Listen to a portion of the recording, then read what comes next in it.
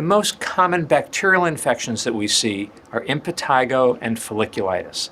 Impetigo is a superficial infection of the skin, usually due to staph or strep bacteria, and it usually will present with red, oozing, crusted patches. It's highly infectious, can spread from person to person or on one person, and usually will respond very well to oral antibiotics as well as topical antibiotics. Folliculitis is a staph infection that occurs in the follicles that looks like pimples, but most commonly somewhere in the body. When they get large and deep, can develop into what's called a boil, or medically what's called a furuncle. So a small folliculitis, if left untreated, has the potential to become a deeper, larger infection. What's very important in both of these bacterial infections is if you do not respond to the treatment that you've been provided by your doctor, you want to go back because you want to make sure you don't have an unusual resistant organism called MRSA, MRSA, or methicillin-resistant Staph aureus. This is a much more serious infection that's resistant to most of the typical antibiotics that normally would be used for skin infections. This used to only be seen in the hospital, but in the last 10 years we see it in the community all the time. Almost every week we have a couple of patients with MRSA.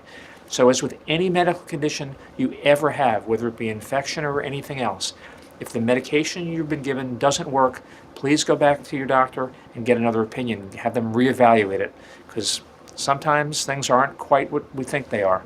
And you always want to get a second opinion, especially if you have the chance of having MRSA infection. Fungal infections of the skin are fairly common, and the most common occur on the feet in something what is called tinea pedis, or athlete's foot, in the groin, called jock itch, or by dermatologists, tinea cruris, or on the body, which is referred to as ringworm, which we call tinea corporis. Now, ringworm is really a misnomer. It really has nothing to do with worms. They happen to occur in rings, and that's how the name ringworm came from. These infections are very easy to treat with topical creams that are very effective, and occasionally with oral antifungal pills. Another common type of fungal infection on the skin is one called tinea versicolor. This presents as whitish, brownish, pinkish, scaly patches, most commonly on the trunk. It's often seen in the summertime when someone tans funny and they say, gee, I'm getting spots when I'm not tanning normally. This can be cleared up very, very easily with an oral antifungal medication.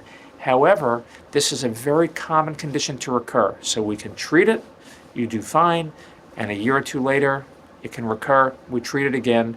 None of these fungal infections are really very risky, and they're all very treatable. The two most common viral infections we see are warts and molluscum contagiosum. Warts can occur anywhere in the body. They're more common in children.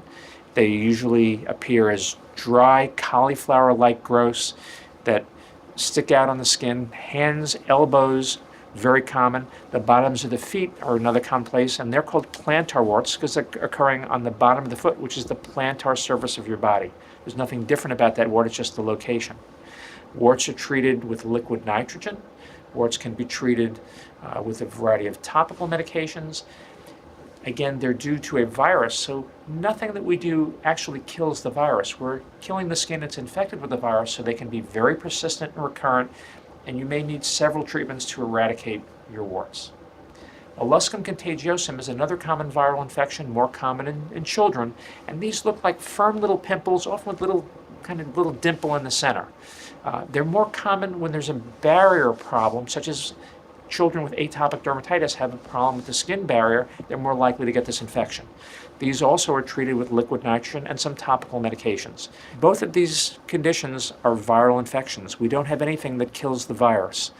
All the treatments we use to treat these viral infections are destroying the skin that's infected with the virus, so often you need multiple treatments and regular follow-up, and just observe to see if anything is recurring, and if it is, come on back and get it retreated.